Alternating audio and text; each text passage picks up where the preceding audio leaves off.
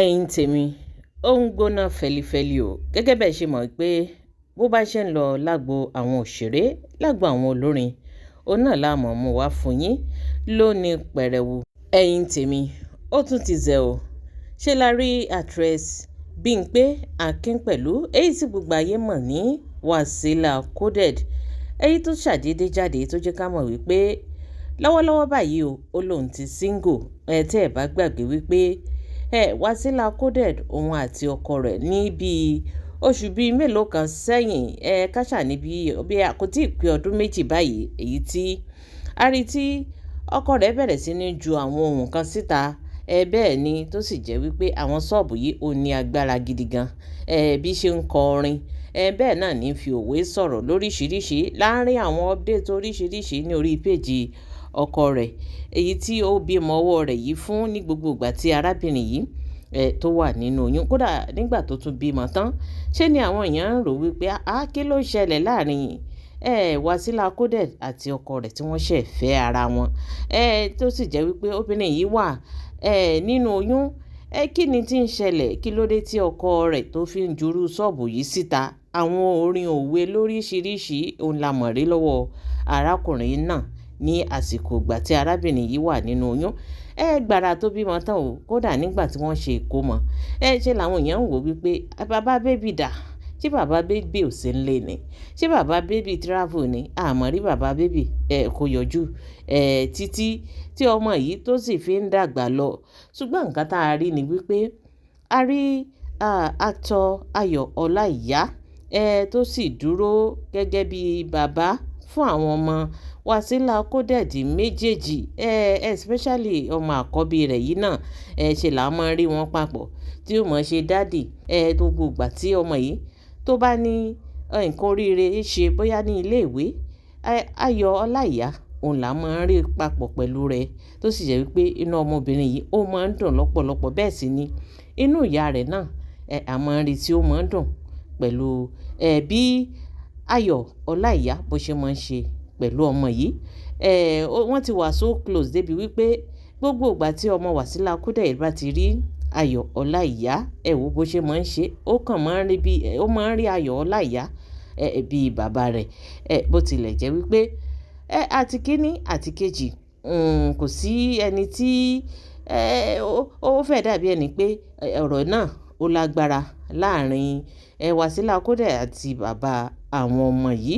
Ṣùgbọ́n èyí tó dá wa lójú ni èyí tó bí kàn yìí, tí bàbá ọmọ yìí tó sì jáde tó bẹ̀rẹ̀ sí ní fún wa ní oríṣiríṣi orin òwe tó fi ń bú Wasila Coded. ẹ̀yin tèmi, bó tilẹ̀ jẹ́ pé àwọn èèyàn ṣe bíi kí Wasila Coded náà kó jáde kó wá sọ tẹnu rẹ̀ fún àwọn ọmọ aráyé, torí pé nígbà tí wọ́n ṣe ìyàwó ó ṣèṣe jù wá.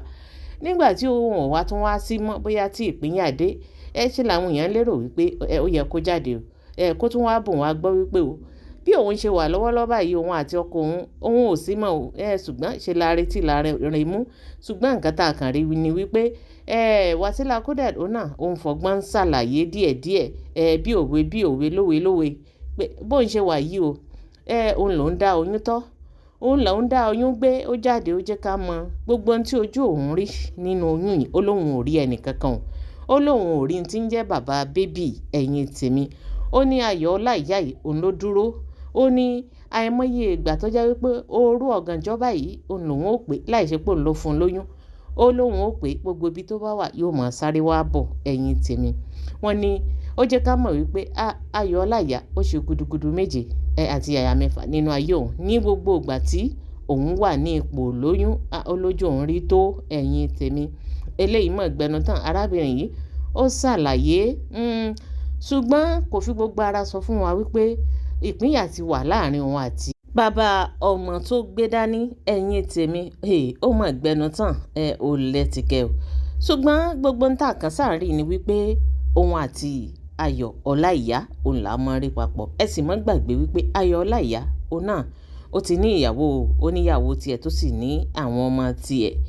Ṣùgbọ́n ṣe ni ọ̀pọ̀lọpọ̀ ń sọ wípé bóyá fífẹ́ wà láàrin Wasila Coded àti Ayọ̀ Ọláìyá, pé tí ò bá rí bẹ́ẹ̀ kò yẹ kí ìbáṣepọ̀ yìí náà kó lẹ̀pọ̀ tó báyìí débi wípé kódà àwọn ọmọ rẹ̀ gan ti ń rí ayọ̀ ọlá ìyá bíi bàbá wọn.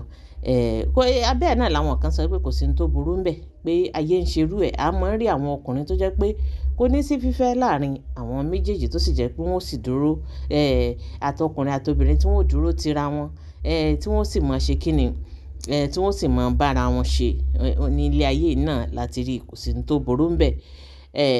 Látìgbà tí ọ̀rọ̀ yìí wá ti ṣẹlẹ̀ ṣe làwọn èèyàn ń wò ó, àwọn tí ń fojú kan wò tá ń fojú ẹ̀gbẹ́ ọ̀tún ojú ẹ̀gbẹ́ òsì wò wọ́n fẹ́ wo ohun tí ń ṣẹlẹ̀ láàrin àwọn méjèèjì pé bó pẹ́ bóyá á tiẹ̀ wá rí ibi tí ọ̀rọ̀ yìí tí ó yọrí sí.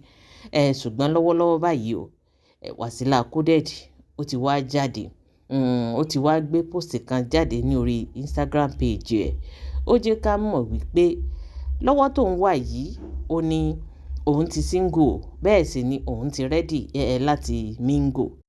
Lẹ́yìn tó túmọ̀ sí wípé ara ti jìnnà, gbogbo nǹkan ó ti dúró bó ṣe yẹ kó dúró, bẹ́ẹ̀ sì ni ayé ti ṣí sílẹ̀, ilé iṣẹ́ náà ó ti ṣí sílẹ̀, bẹ́ẹ̀ ni ó ti wá jáde láti wá kéde.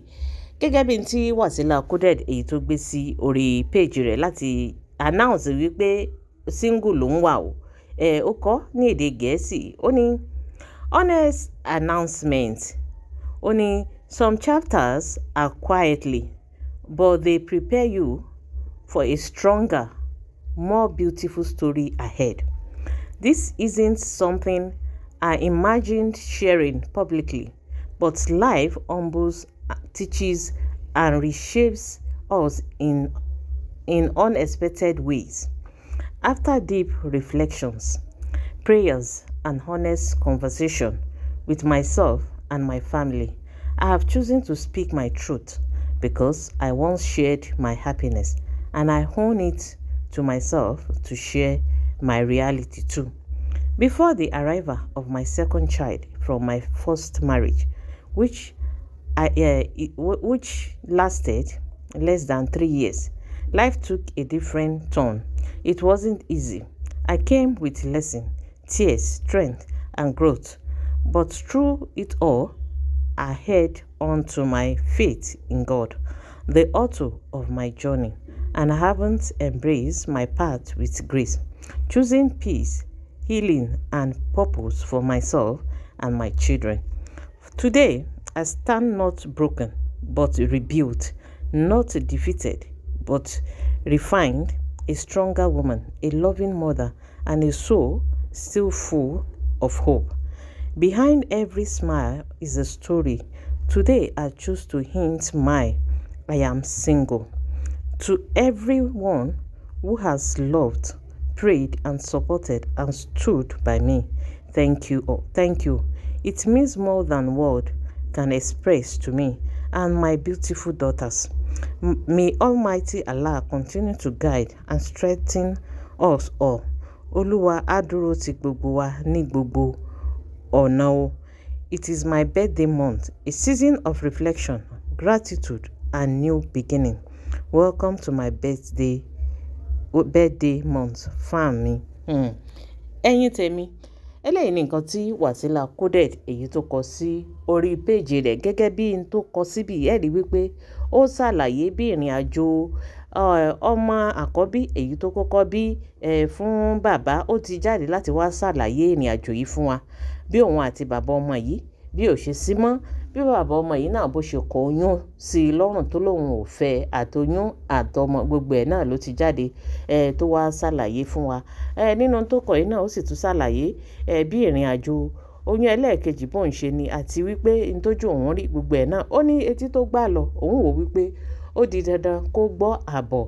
Ó ní ìdí nìyí lẹ́yìn gbogbo ohun tí òun ti là kọjá, gbogbo ohun tí ojú òun ti rí tó sì ti mú òun di akọni, tó ti mú òun di ẹni tó ń dúró tán, tó sì ti mú òun di ìyá rere fún àwọn ọmọ òun. Ó lóun wá rí wípé òun jẹ àwọn olólùfẹ́ òun ní explanation, òun sì ní láti fún wọn ní àbọ̀ ilé ọkọ kejì àti ọmọ èyí tó ń bí gbogbo ẹ̀ ṣe rí, òun ní láti fún wọn ní àbọ̀. Ó ní lọ́wọ́lọ́wọ́ báyìí o òun wá ń jẹ́ kí àwọn olólùfẹ́ òun mọ̀ wípé òun ti single padà o, bẹ́ẹ̀ sì ni òun rẹ́dì láti mingle, tó túmọ̀ sí wípé gbogbo ẹ̀yin ọkùnrin tẹ́ ẹ sì ń wáyàwó, Wasila Coded ó ti wá single báyìí o.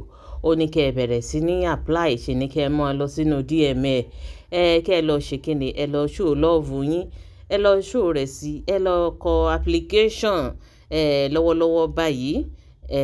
Wasila Coded ó ti single, ó sì ti ready láti mingle ẹ̀yin tèmi. Abẹ́ẹ̀rí wípé eléyìí gbẹnu tán, ó lẹ́tìkẹ̀. Eléyìí ni ìròyìn tí a ní ká mú wá sí etí gbọ̀yìn ẹ̀yin tèmi. Kí ni tí ẹ̀yin náà rò lórí ọ̀rọ̀ tó wà nílẹ̀ yìí? Gbogbo ìdáhùn yín fi sí orí comment section. Ẹ jẹ́ ká jọ sọ, ẹ jẹ́ ká jọ jọ́ gẹ́gẹ́ bá a ṣe jọ máa ń ṣe ní orí ètò kí ló ń trending. Ẹ̀yin tèmi, abẹ́ẹ̀rí wípé nǹkan ń bẹ.